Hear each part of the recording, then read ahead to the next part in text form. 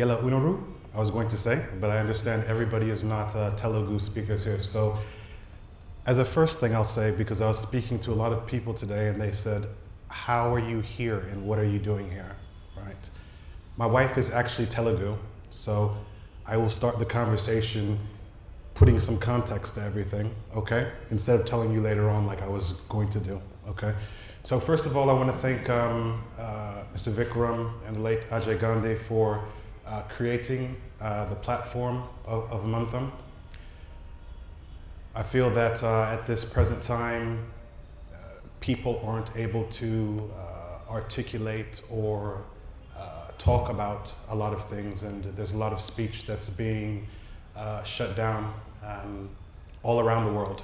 So I appreciate the fact that a platform has been created to speak about a variety of different conversations, whether that's casteism, whether it's anti-blackness, whether it's about financial things. There have been a lot of different speakers who have came to Manthan, so I am very pleased and happy that I've been asked to speak here and speak to you. I also understand I'm the second speaker of African descent to speak here at Manthan. So for me and for the work that I do, and you'll hear about this a bit later on, this is very important for me to be able to meet the audience and speak with everybody. So, am I speaking too fast? Okay, perfect. Okay. Right, so the first thing I want to talk about is the power of walking in your purpose. I feel that people are always saying, follow your passion, follow your dreams. How do you find your dreams? How do you find your passion? Is something that's often difficult to do. We find ourselves working in jobs, working in employment. Do we actually love what we're doing, or are we just doing it for the sake of doing it? So I have found my purpose, and I am walking in my purpose now. My name is Jonah Batambuze. Has anybody heard of the story Jonah and the whale from the Bible? Okay, right. For those who have not, I will tell the story. So my legal first name is Ephraim, Jonah Batambuze III, okay? So in Jonah and the whale, in the Bible, Jonah was spoken to by a God, and God told Jonah to do the work that God wanted him to do. When Jonah heard the voice, Jonah was very scared, and he didn't know what to do. So he decided that he was going to run away. So he jumped onto a ship, he boarded a ship, and the ship went out to sea. And after maybe a day, half a day, the waves became very, very rocky. And everybody looked around and they figured out that Jonah was the person who God was mad at, and that's why the waves were coming up. So they decided to throw Jonah off of the ship, and he was swallowed by a whale. And he stayed in the stomach of the whale for 3 days. And I believe God spoke to him when he was in the stomach of the whale, and he was praying to get out, and then the whale spit him out.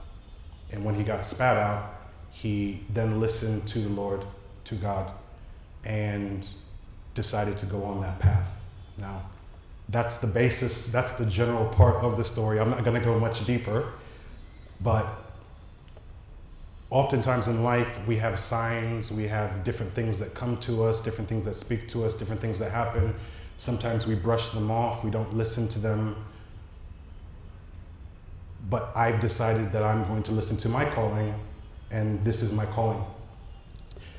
And I feel that when we follow our calling and our purpose, you feel invincible because you believe in what you're doing. So it's interesting, when my mother knew that I was coming to India with my wife and my wife's family, and she sent me a text message, and her text message to me said, "Be careful, don't speak about your work," is what she told me.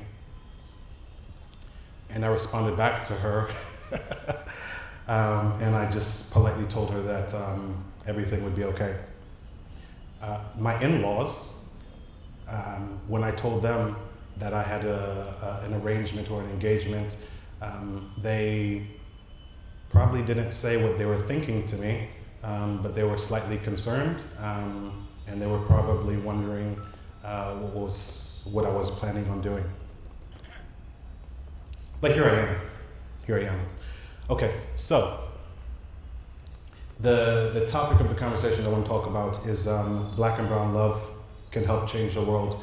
Now, oftentimes when we hear the word love, people often think that this has to be something romantic. This word love does not have to be romantic. Yes, there are romantic relationships, but there are also platonic relationships as well too. There are friendships, there are alliances, there are all of these different type of interactions that we have. There's an author and an essayist and a professor by the name of Bell Hooks. Has anyone heard of Bell Hooks?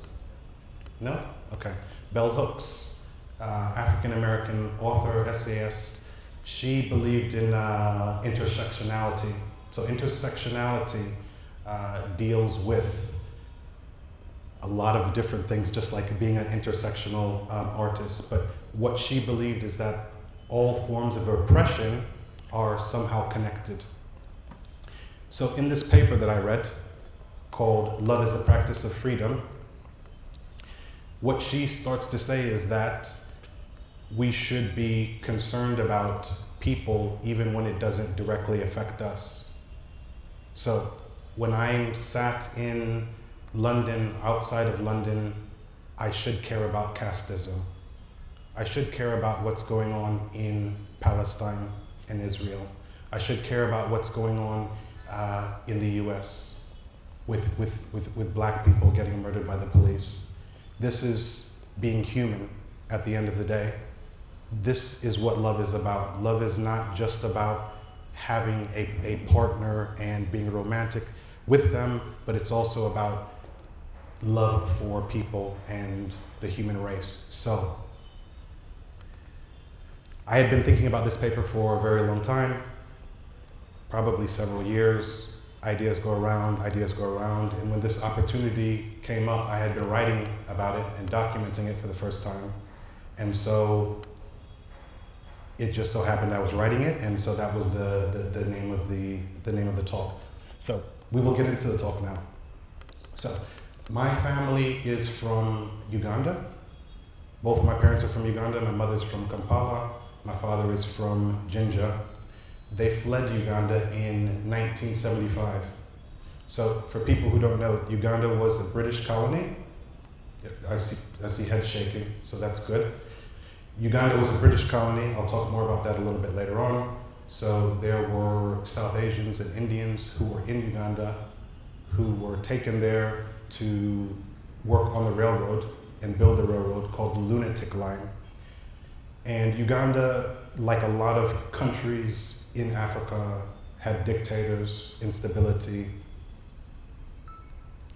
And a gentleman by the name of Idi Amin, who was one of the dictators, ended up expelling the South Asians, the Indians, in 1972. So in 1975, my parents left. My father is a cardiologist. He had an opportunity to get to Chicago. And he randomly met a professor while he was doing some work in Budapest. And the professor invited him to come to Northwestern, University of Northwestern. It's in a suburb called Evanston. It's the first suburbs north of Chicago. So I'm born in Chicago. And we lived, I lived in the Midwest for 21 years. Later on, my father went to open up his practice as he started to advance in his career. And that meant that we moved to a place called Bloomington Normal, Illinois. So the center of Illinois, a very conservative, very middle class, very white, very non-diverse. It's the type of place where people may say or may make comments that racism does not exist in our community. So it was a bubble. It was very much a bubble. There were a lot of headquarters that were there. There were a lot of universities were there. Like I was saying, it was very middle class. So people almost weren't used to other things that were going on in the wider world. So at a young age, I started to play basketball. I know I'm short, but I started playing basketball. That was supposed to be a joke as well too. But I started playing basketball, and I got pretty good. I got very good, and I went to, I had the opportunity to go to university on a scholarship. What that means is that the university pays for your way to the university, basically. They fund your studies. In the States, university can cost upwards of 20,000 US dollars a year, so they pay for you to go to school. But in exchange for that, you are playing the sport for the school. So it's a trade-off. It's very much a job, I would say. So a lot of people will graduate university in 4 years' time. It took me 5.5 years to graduate. I didn't take summer school usually. I didn't take a full course loads. So after my 4th year of eligibility was done and I couldn't play basketball anymore, I decided that I wanted an adventure. I wanted to do something. I wanted to be known as something other than a basketball player, because my whole identity was as a basketball player. That's what I was known as. I very much was stuck inside this bubble. Again, that was, let's call it an athlete, a college athlete bubble. So I decided that I was going to study abroad. And this is 2001. This is just prior to September the 11th. And I decided that I wanted to study abroad, and because I was studying business, my place was going to be Dublin. So I went to University College Dublin. And September the 11th happened, and I remember that flights were delayed for several days. I couldn't leave the country, no flights were taking place. And then I found myself in Dublin. And this was just before Ireland got into the EU, so it was even less diverse than it is now, but that's a different story altogether. So in my first month of being in Dublin, I meet this Telugu princess by the name of Sveta Madula, who's now my wife, which is how I'm here, okay? So up until this point in time, I had never had an intimate conversation with anybody of South Asian descent or Indian descent. I had studied with people in class, in high school. They were normally very quiet. They were in the corner. They had their heads down. Knowing what I know now about the culture, I imagine that they were being told they needed to study. That's supposed to be a joke too, but that's real life. And so sorry, I'm gonna laugh if nobody else is gonna laugh. Thank you. So I had never had an intimate conversation with anybody from that part of the world. And so I met my wife, and she said I'm Telugu, and I probably said Telugu. Let's try this last part. But now I say Premastananu. Is that it? Is that how you say it? Love? Okay, it rhymes. Okay, right. So back to the story. So I meet my wife. She's not my wife at that time. I meet her. It opens my mind up to so many different things, whether that's food, whether that's dance, whether that's music, whether it's movies, just culture in general. And I remember when I first met her, and her parents came over to the UK. They're both from Guntur, which is where I'm going after this. And they came to Ireland. So like a lot of medical or doctors, they went to the UK. They then decided they needed to get some more experience, so they went to Ireland because Ireland had relaxed kind of exams, so they went to Ireland, and that's how I meet her. So her best friend lived in my dormitory, and I just randomly met my wife Sveta. And so we started talking, and she was studying medicine in Dundee, Later on, I go to meet her in Dundee, and I remember she had a friend from Guntur as well too, and I remember her telling me, just say you're friends with the guys, because my wife was living with 3 other gentlemen. She was studying with 3 South Asian gentlemen who she lived with. Okay, so I'm meeting her friends, I'm meeting everybody, and she tells me, just tell my friend that you are with my friends, as in the boys. Okay? So, in my head, I'm kind of thinking, okay, I'll go along with this. What is going on? So, I start to, learn more about the culture, everything like that, and we get married in, I'm gonna fast forward now, we get married in 2007, okay? So roughly about 6 years after us meeting, we get married. Now, fortunately, there were never any threats of disownment, to Sveta, but it was very challenging for us, right? So she obviously had to tell her parents that I've met this guy on my own, so it was a love marriage, right?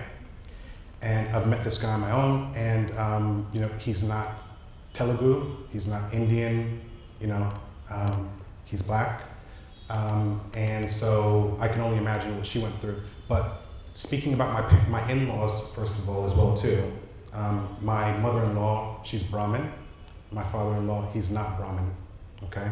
So even they themselves had a love marriage, and went through a period of time where they had to leave the house and elope and get married, and then came back in.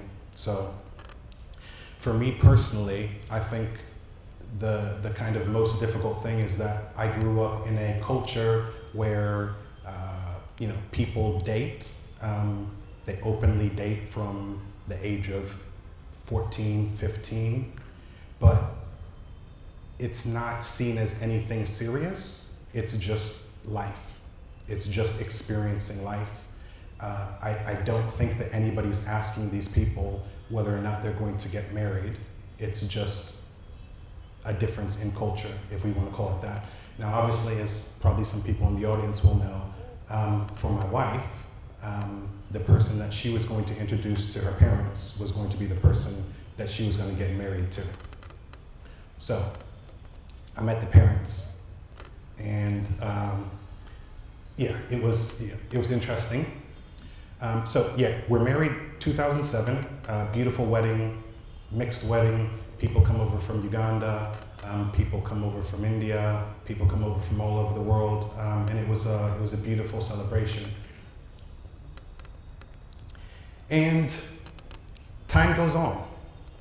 We have 2 kids. We have a daughter named Isla in 2014. We have a son named Johnny in 2016.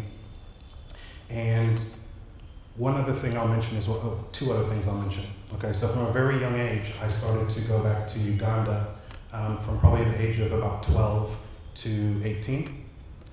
Every summer, we would spend about a month at my grandmother's house. And what I will say is that Uganda reminds me very much of India. It's probably 10 years behind India, but it reminds me of the country in many ways. And I remember when I was a young kid and I was playing basketball that I one time I was literally crying to my mother because I wanted these Air Jordans, they're called. They're these basketball shoes. And I thought they were going to make me play basketball better if I had these expensive shoes. So I remember crying, literally crying with tears coming down my face. And when I got to Uganda then, I saw young kids playing football in a pitch that looked like this, and they were playing without shoes, and they were playing with a football or a soccer ball that was banana leaves wrapped up to make a ball. And that told me that I'm privileged, and it told me that how on earth am I crying for a pair of Jordans when They're kids who don't have shoes on. And so it taught me so many different lessons about things like that.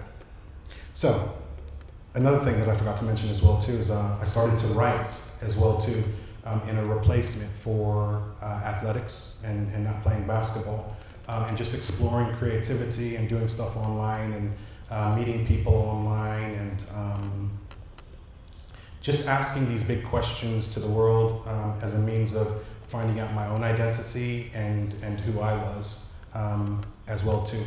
So I'd do these things called campaigns, and these campaigns would be about a variety of different topics. And so I started to notice that anytime that I would see I'm going to say Indian or South Asian person who was married to somebody outside of their race, it was always a white person. And I'd meet all of these people, but I'd never see people who resembled our relationship. And so I wondered where these people were. And 2017, we were traveling to India with the kids, first trip to India, and I remember that I read an Al Jazeera article. A message popped on my phone, and it was an Al Jazeera article about African students in India, in Noida, New Delhi, who were being attacked by street mobs. Has anyone heard about that? Okay, right. So I heard about that, and at this time I didn't know anything about casteism. I didn't know anything about anti-blackness. I didn't really have a word for colorism at that time. And so when I saw that story, I just wondered what could have driven the people to do that, to want to attack anybody who looked as if they were of African descent. And I went to India, and I'm trying to remember where we went at that time. Everything was fine. I've always had a beautiful, lovely time in India, and we've traveled around a little bit. We've been to Tirupati, we've been to Guntur, of course, Vijayawada, Golden Triangle. So we've been to Bangalore as well too, so several different places. Never had anything bad happen to me. But when we get back from that trip, I had been stalking, in a polite way, a few couples online. And so I asked them if they wanted to be a part of a digital collage, is what I called it, if they wanted to be a part of a campaign, okay? And these couples were from around the world, and they agreed that they would share their story with me. So I asked them to share several photos, and I said, you share whatever you want to share about your experience. You have full creative control. All I'm going to do is edit. And they gave me their stories, and I put the stories into probably an Adobe product or something like that, and then I put it out into the world. Not thinking about what it was going to do or what would happen or who would see it. Because oftentimes I feel, does anyone here a writer or an artist of any? No artists? Yes? What type of artist are you? Poets, okay, right, okay. So I think oftentimes artists never start because they don't think that anybody's going to see their work, or they think that nobody's going to read their work, or nobody's going to care about their work. But oftentimes we're creating for ourselves. And so I put it out there, put it out into the world. And I just moved on to the next projects, like so many of us do. You just say, what's next? And you just move on to the next thing. And I'd say probably 6 or 7 months after that, a white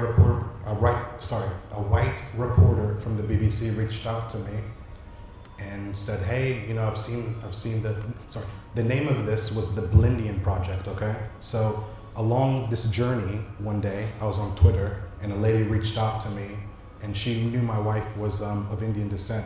So she said, hey, have you heard this word? It's called Blindian da-da-da. And I said, okay, thank you. So the reporter calls me, and the first question that the person asked me is, have you ever experienced racism in your relationship? And it was a bit of it wasn't an odd question, but the way that they asked me right off the bat, the first question led me to believe that their intentions about publishing the story weren't genuine. And everything that I was doing with the project was from the heart, okay? So I did not do the story with the BBC reporter, but it was almost an indicator to me that there was something special about these stories. Has anyone seen Mississippi Masala? You're raising your hand for everything I ask. Okay, Mississippi Masala, right? For those who haven't seen Mississippi Masala, 1992, an Indian woman by the name of Mira Nair writes a love story about a family who is expelled from Uganda and find themselves in Mississippi, okay? In Mississippi, she meets a young Denzel Washington. If people know Denzel? Okay, yes. She meets a young Denzel Washington, and they have this tryst, this relationship. And so this was 1992, but still to today, this is one of the seminal kind of pieces of, let's say, black and brown love story, okay? So, which is what I'm saying. I was able to figure out that there was something about these stories were special. When I did research as well too, you couldn't see anything that was really written about these relationships. And so, again, I decided to just move on to the next thing. And remember, I started the story about Jonah and the whale. So again, I decided to not pay attention to the signs that I was receiving. So, fast forward again. 2020 comes around, and this is probably the beginning of 2020. I'm doing many things creatively, probably 8 different things creatively, and not focused, not able to probably do any of them particularly as good as I could have. And I decide that I need to focus on what makes me feel the best about myself, but also makes me feel like I'm giving something back to the world and something that makes me feel valued. And that is the Blindian Project. I had people reaching out to me from around the world. I had people saying, I loved reading that story. I saw myself in that story. I thought that I had been, kind of one of a million. And I see myself in this story. And so I decided, okay, this is it. This is what I'm going to work on. So I put my head down and I start to do the work. And shortly thereafter, COVID happens. Shortly thereafter, George Floyd is murdered. And the world goes into a spin. And it was a very interesting time, I'll say.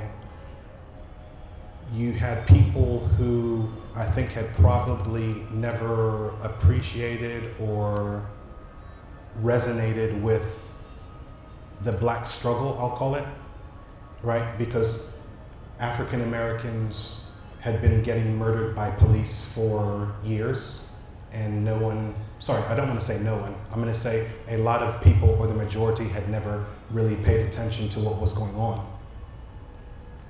But finally they did, and people were out in the streets, and people were marching, and people were fighting, and you could tell that the corporations and that the companies were also trying to figure out where do we stand, what are we going to say, how are we going to act. And so I put my head down. The world was in a spin. I also feel as if that people were, let me say something as well too. So I feel like within the South, I'm gonna say South Asian community, and people know what I mean when I say South Asian, from a US or a UK perspective. When people use the term South Asian, they're usually saying the subcontinent of India, so Pakistan as well too, India, Bangladesh, that whole area. So I feel like there was a lot of discussions taking place within the South Asian community as well too. I'm going to say this was mostly or largely females or female-led who were fighting back against tradition, fighting back against colorism, wanting to kind of create a modern take on things, okay? So the community grew. We had an online community. We're on Instagram. We do a lot of different stuff on social. The community grew, and we started to do a lot of different things for people. Along the way, one other point that I'll mention is that I noticed for a lot of people that were in our relationships, this is specifically people who were in relationships where one of the partners was of African descent. One of the issues that people had was talking to their parents or their family about said relationship, okay? So they would know some of the pain or the discomfort that would come with speaking to their families, okay? So having gone through that myself, I thought, you know what, I've gone through this. I can create a workshop, I can just document what I did, and I can try to help people. And so I did that. And so I held I'll call it a workshop. I held a workshop, it was during lockdown, and I would say 80 people from around the world joined this workshop, okay? Now, I had documented some slides, I had the story, I shared my story, and at the end there was a Q&A. And at the end, people asked questions, and the vulnerability shown by those people was so heartwarming because they had no shame. They talked about their situation regardless of what was actually going on, and it was so heartwarming to me. And a light bulb moment happened for me. There were people on that call who did not have a partner who was of African descent, but they may have been in an intercaste relationship, or they could have been in an interfaith relationship. But they did not have any other avenue or place to speak about that. So the community grew, our services grew, and the work that we did grew, okay? At the present day, we do workshops. We do workshops for corporate companies. We do workshops in universities. We create spaces for our communities to come together, usually brought together via culture. So it could be food, it could be music, dance, etc. We intentionally create these spaces. So that's some of the work we do. Now, my main points, right? This is the good part.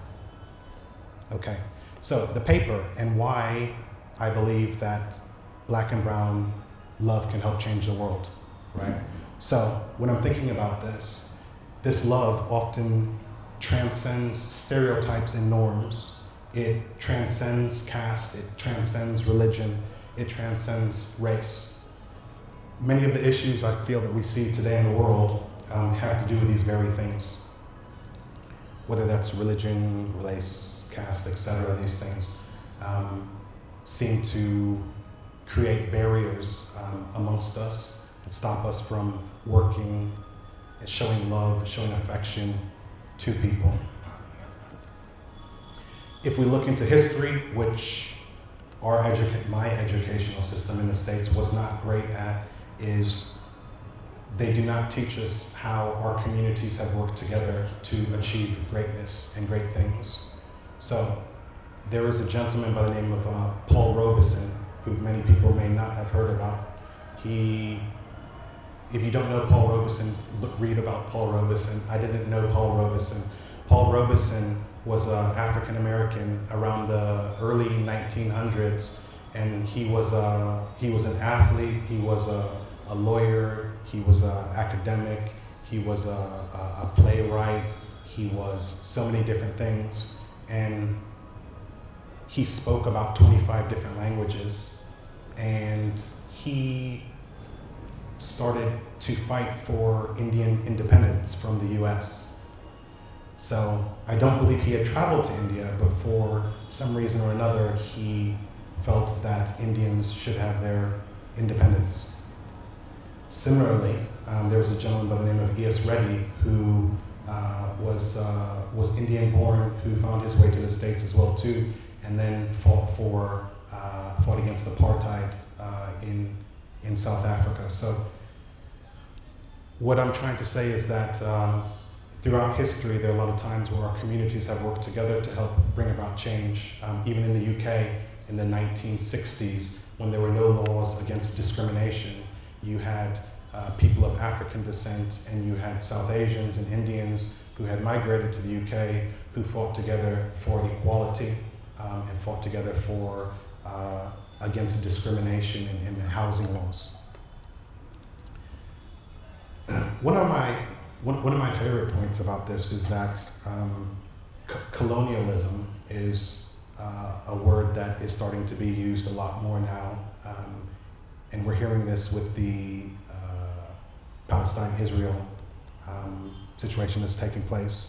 I feel that our communities working together, people might not get this, but it gives a middle finger to colonialism. So if I think about Uganda and what colonialism did to our communities, whether that is in East Africa, South Africa, or the Caribbean, I will say the British, because in most times it is the British, but they used our communities against one another. So for people who don't know, quickly, when slavery was abolished in the colonies in the late 1800s, the British looked to India and they started something called indentured servitude, and they moved and transported Indians to their colonies to work on plantations, sugar plantations, to replace the African enslaved people. And many times when they put our communities together, they created tensions that still exist to this day. Okay, so here's my last point here. Black and brown love has the power to heal the world that's in dire need of help. It centers what I like to call as Afro-futurism, which is a world where we are all free and there are no people who are oppressed. If you look towards the West, in places such as the UK, places like Germany, places like the US, the populations are on the older end. No disrespect to anybody who's here. But the populations are towards the older age, right? If you want to look where the youth are at, the youth are in the global south. So they're in places like India, they're in places like Africa. So, and there's something that people keep putting around, and that's by 2050, in places like the US and the UK, the so-called minorities will be the majority. So the tables will have turned and will have flipped. So we're looking towards a new world.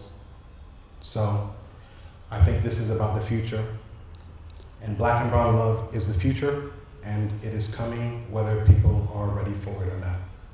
And that is the end of my talk. Thank you.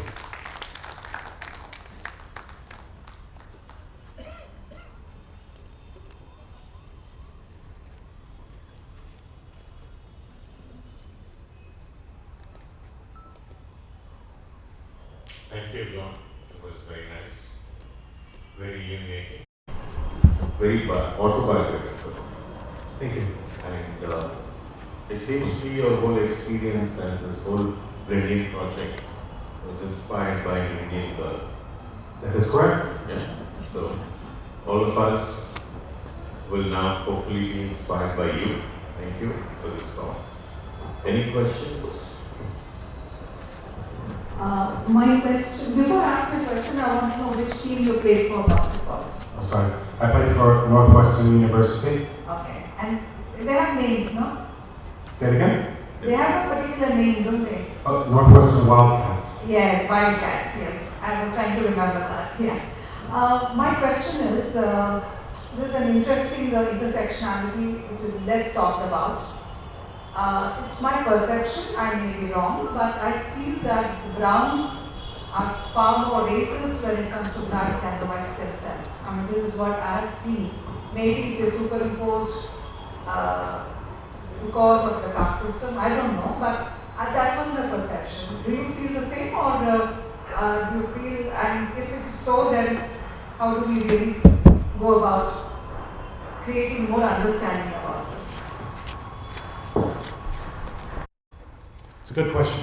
I'll answer that question by saying that if I receive 100 stories, 95% of them are from the other side,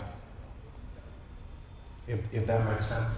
But one thing that I always try to tell people is that that is not to say that we don't have any issues with the Black community or people of African descent against Indian or South Asian people as well too.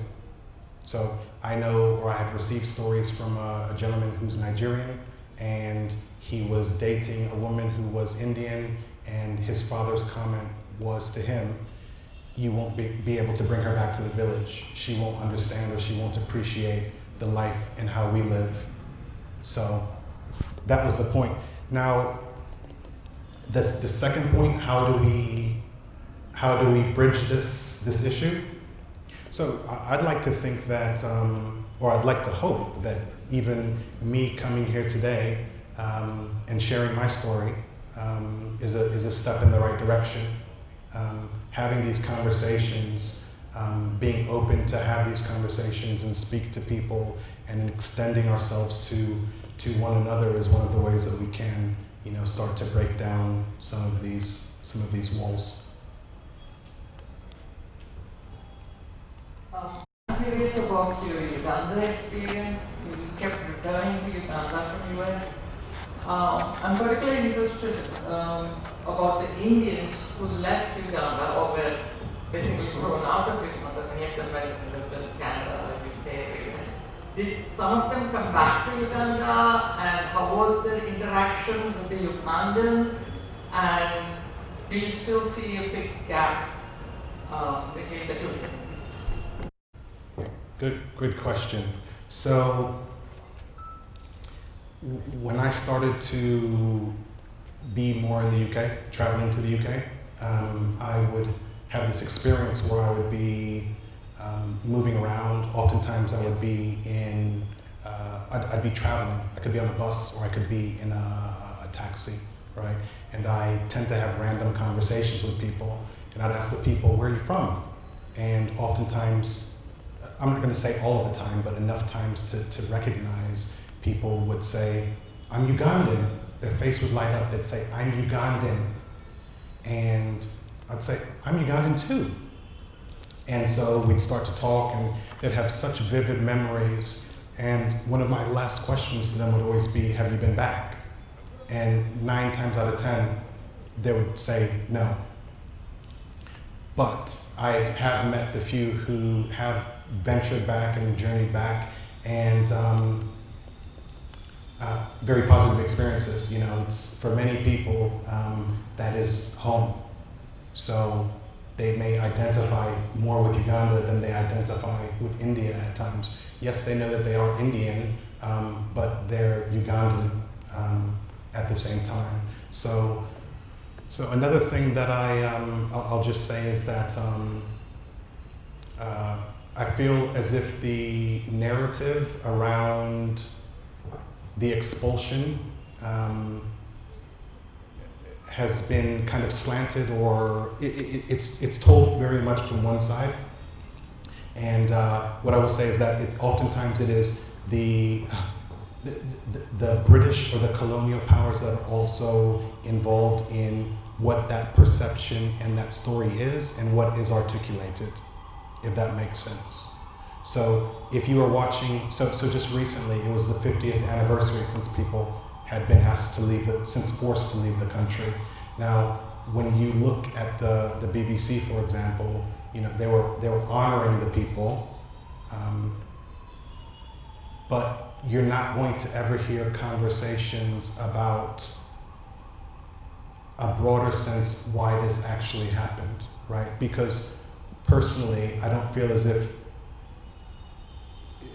Amin just woke up one day and said, I'm going to throw the people out. There were other factors at play that caused that to happen. Actually, that is the question I wanted to ask. Is that it's not always racial, right? A lot of the differences come up because of economic reasons, because of cultural reasons, or even because somebody becomes a dominating power, somebody is not. Okay, there is territorial reasons and so on. And race is just one of them. Correct. So to your question as well too, if you read about Uganda, I'll speak about Uganda, what you will often see is that the economy was, I'll use the word powered, it was stimulated. 60–70% of that was Indian or South Asians who were generating that, okay? So you read that, but when you look deeper into the mechanisms behind that, you will see that the British, when they came in, they decided that the indigenous people were going to be relegated to doing certain tasks or being able to operate certain things, so subsistence farming.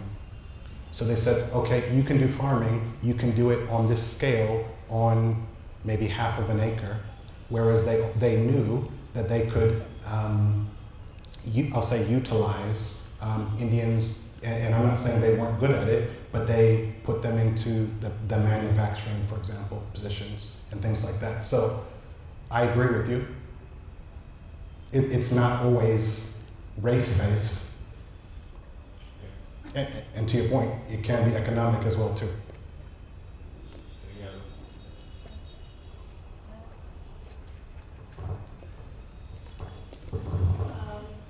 My question is linked to Justin said, why do you think black and brown love breaks more barriers than black and white or brown and white or black and, I don't know if it's appropriate to use yellow, but the Far Eastern people, why do you feel brown and black breaks the most number of barriers?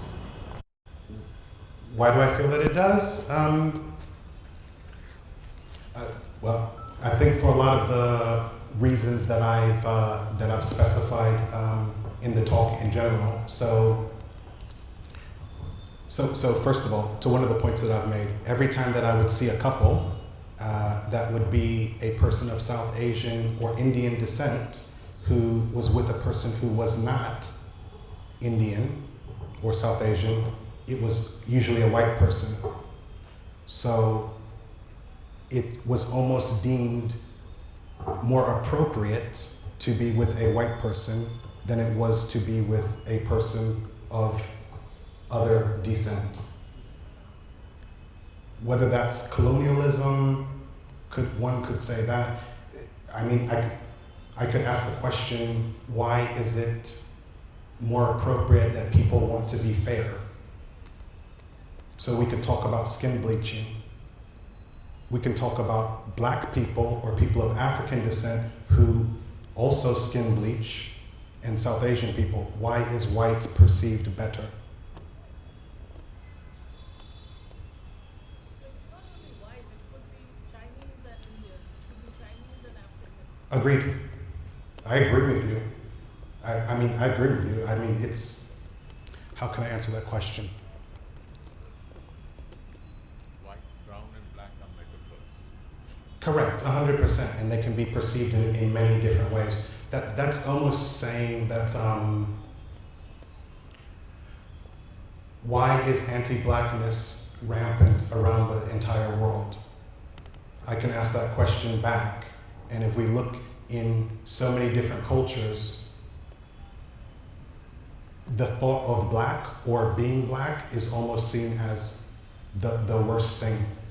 And when I say black, we can go into caste as well too. So while I'm saying black to mean a person of African descent, it could also relate to caste.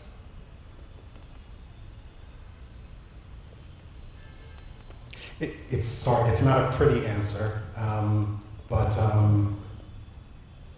that's just my thoughts on the matter. And sorry, just one other thing, and Yeah, I mean, this is the media, this is the world, this is movies, this is everything. If we look to Bollywood as well too. Now, how many times do we look to Bollywood and we see a black person positively represented in the Bollywood movie and being the love interest? Is that possible? Probably because I'm not trying to It's fine. be defensive, Yeah. but probably because our interactions with black have been very minimal. You know, the people who were forcibly taken to Africa as indentured labor, Yes. most of them never came back to India, and they didn't interact with India for several generations. Correct. And all our interactions, whether it's for higher studies, whether it's for jobs, whether it's for livelihood or whatever, has been with the white West. Very little with Asia, very little with Africa, very little with any other part of the world. Probably that's why. But if we look to history, there's Malik Ambar. Do people know Malik Ambar?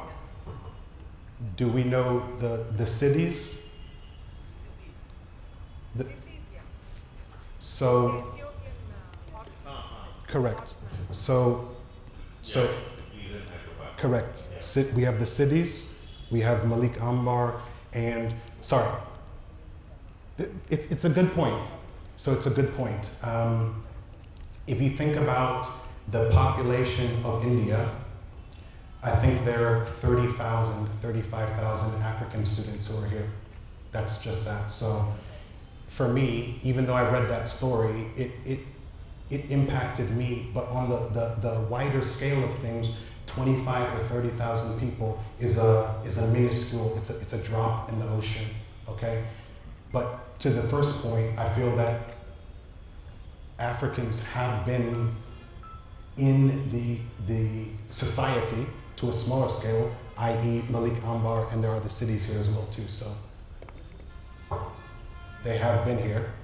But if you look at hierarchical, I agree with you, hierarchical, the colonizers, i.e. the British, were over here and maybe they were looked up to or revered in a certain way, and therefore that has helped to create this illusion, appearance that that is what is better.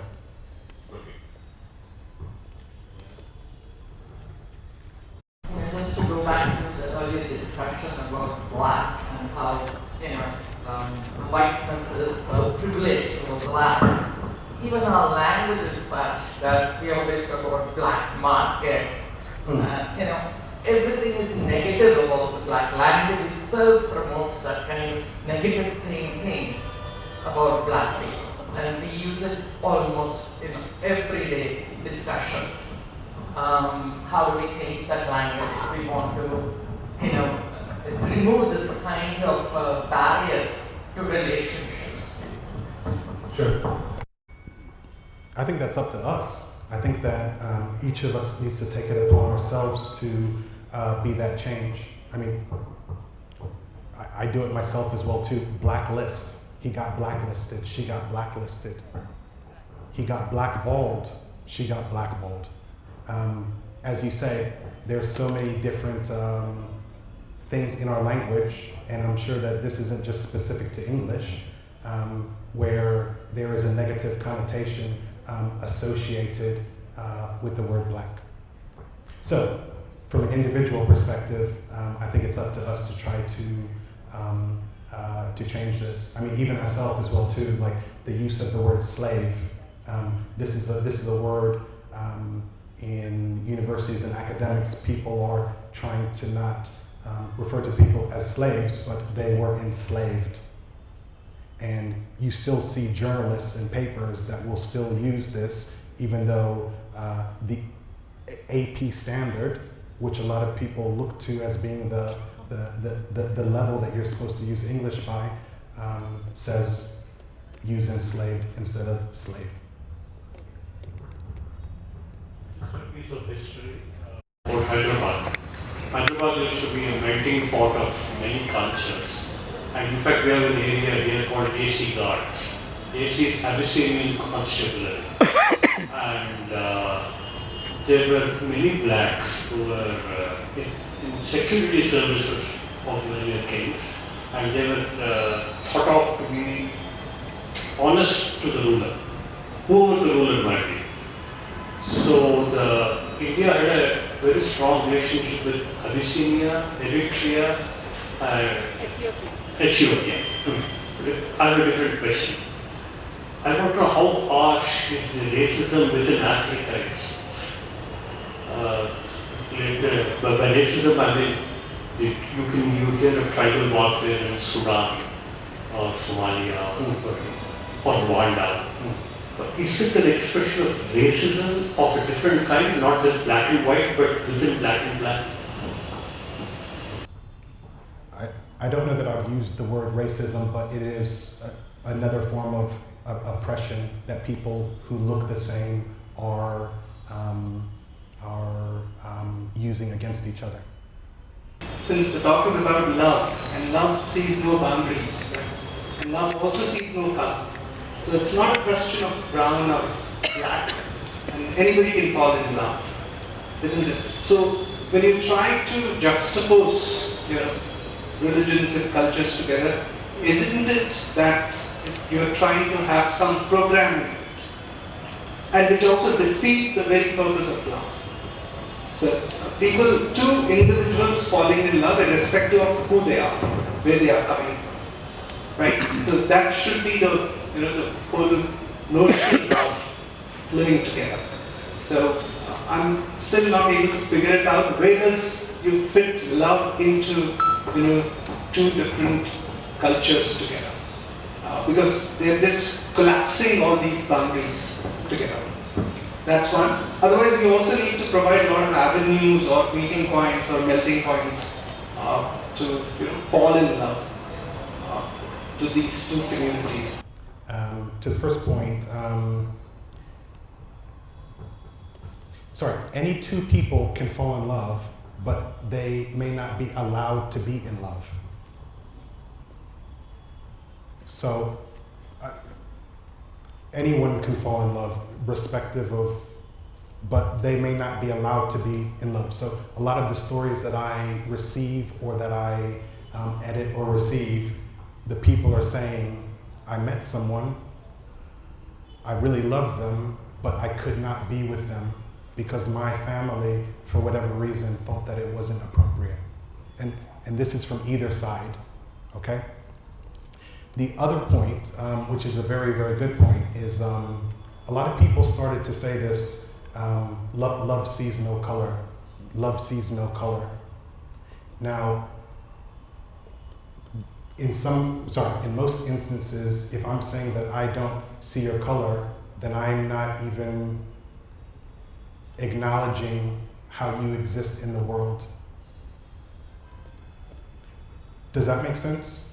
So if I can take it to this term that some people may have heard when there was Black Lives Matter and people started to say all lives matter, irrespective, the reason that people were saying Black Lives Matter is because the people were being killed. It was an acknowledgement of this group of people have been discriminated and oppressed against. So taking it back to this love sees no color, we need to acknowledge and appreciate where the people are coming from, what their culture is, who they are, and that's the response back to